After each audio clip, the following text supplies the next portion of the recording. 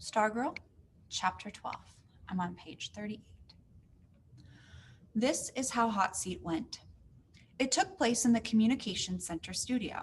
There were two chairs on stage, the infamous hot seat itself, painted red with flames running up the legs, and an ordinary chair for the host, Kevin. Off to the side were two rows of 6 chairs each, the second row higher than the first. This was where the jury sat. It was a jury in name only. The 12 members did not vote or render a verdict. Their job was to ask questions, to give the hot seat its heat. Ticklish questions, embarrassing questions, nosy questions, but not mean or hurtful questions. The idea was to make the subject squirm, not roast.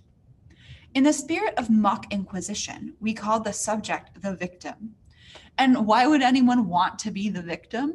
The lure of TV, the chance to confess or lie before a camera and before peers instead of parents. But I doubted the usual reasons applied to Stargirl. There were 3 cameras, one for the stage, one for the jury, and Chico. Chico was the handheld close-up camera.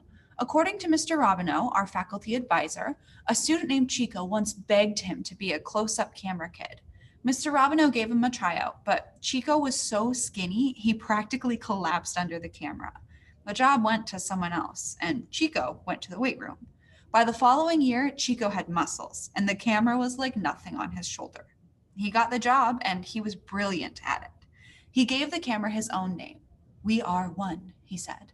When he graduated, his name stayed behind, and from then on, the close-up camera and its operator were a unit called Chico. The host and the victim were each fitted with a thimble-sized clip-on mic. The jury passed around a hand mic.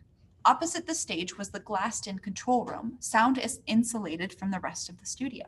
That's where I worked, wearing my headset, watching the monitors, directing the shots. I stood at the shoulder of the technical director, or TD. He sat at a rack of buttons, punching up the shots I ordered. Also in the control room were the graphics and audio people. Mr. Robino was there as a faculty overseer, but basically the students worked everything. Kevin's job was to get things started. Intro the victim, ask a few opening questions, stir things up if the jury was slow. Usually the jury was on the ball. Typical questions. Does it bother you that you're so short? Is it true that you like so-and-so? Do you wish you were good looking? How often do you take a shower? It almost always added up to entertainment. At the end of the half hour, as we cued credits and music, there was always a good feeling in the air, and everyone, victim, jury members, studio crew, mingled and became students again. We filmed the shows after school, then broadcast them that night, prime time, on local cable. About 10,000 homes. Our own surveys said at least 50% of the student body watched any given show. We outdrew most of the hot sitcoms.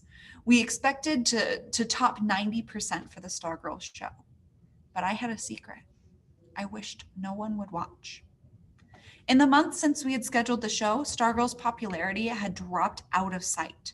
Gone were ukuleles from the lunchroom.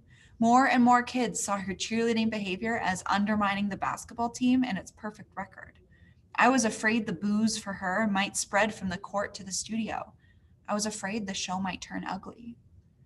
When Stargirl came in that day after school, Kevin gave her the usual briefing while Mr. Robino and I checked out the equipment. As the jury members straggled in, they were not clowning around or tap dancing on the stage as jurors usually did. They went right to their seats. Stargirl was the one tap dancing, and mugging for the cameras was Cinnamon the rat licking her nose. Kevin was cracking up, but the faces of the jurors were grim. One of them was Hillary Kimball. My bad feeling got worse. I returned to the control room and shut the door. I checked communications with the cameras. We were ready. Kevin and Stargirl took their seats. I took one last look through the plate glass that separated the set from the control room. For the next half hour, I would see the world through 4 monitors. "Okay, everybody," I announced. "Here we go." I cut the studio mic. I looked over my control room mates. "We all set?" Everyone nodded. Just then, Stargirl lifted one of Cinnamon's front paws and waved it at the control room and said in a squeaky voice, "Hi, Leo." I froze. I came unraveled. I didn't know she knew my name. I just stood there like a dummy. Finally, I waggled my fingers at the rat and mouthed the words, "Hi, Cinnamon." although they couldn't hear me on the other side of the glass.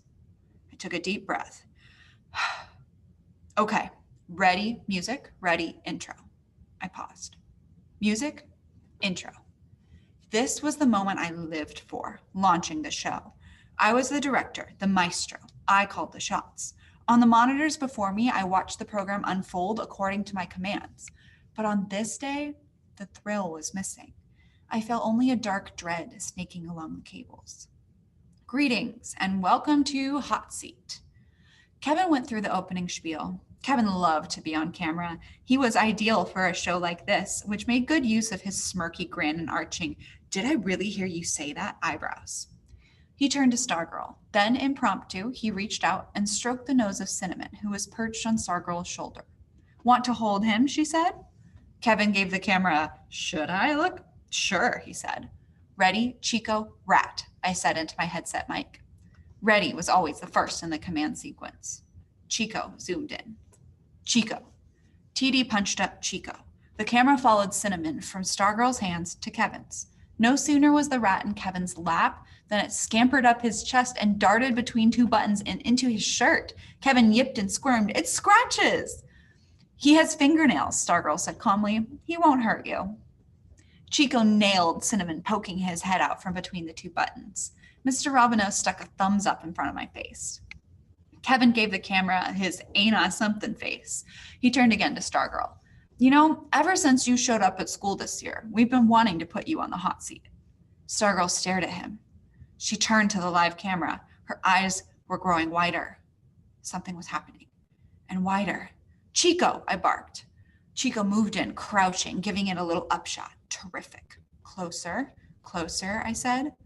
Stargirl's wonder-struck eyes practically filled the screen.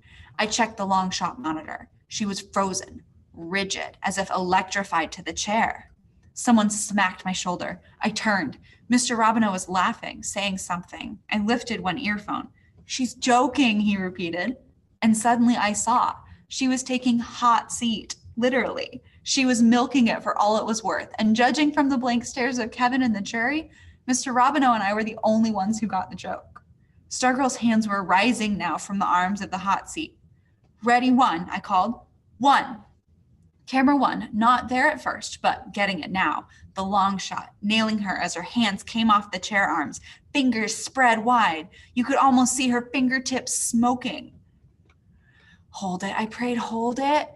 As her horrified eyes swung down over the side of the chair, the hot seat saw the painted flames. Yikes! Her scream bent instrument dials like palms in a hurricane. The rat leaped from Kevin's shirt. The TV image quaked as my camera one man flinched, but he recovered and caught her standing now on the front edge of the stage, bending over with her rear end in the camera, flapping her hand behind her, fanning her smoking fanny. Kevin finally got it. He went nuts. "One, pull back. Get Kevin in it. Ready? One." Kevin was doubled up, tipping out of his chair, on his knees on the stage. His laughter flooded the control room. The rat ran over his hands and hopped down the single stage step. "The rat," I yelled. "Two, get the rat." But Two couldn't get the rat because the rat was nosing around Two's feet and Two was bolting from his camera. "Chico, rat." Chico dived. He was flat on the floor, feeding the live screen a brilliant shot of the rat heading over to the jury members scrambling, taking off, climbing into their seats. Forget the readies. Things were happening too fast. The cameras were dancing, feeding the monitors. I barked commands. TD was punching his button rack like some hard rock keyboarder. Stargirl's pantomime remains the best I have ever seen. Mr. Robino kept squeezing my shoulder. As he said later, it was the greatest moment in hot seat history. But because of what followed, no audience would ever see it.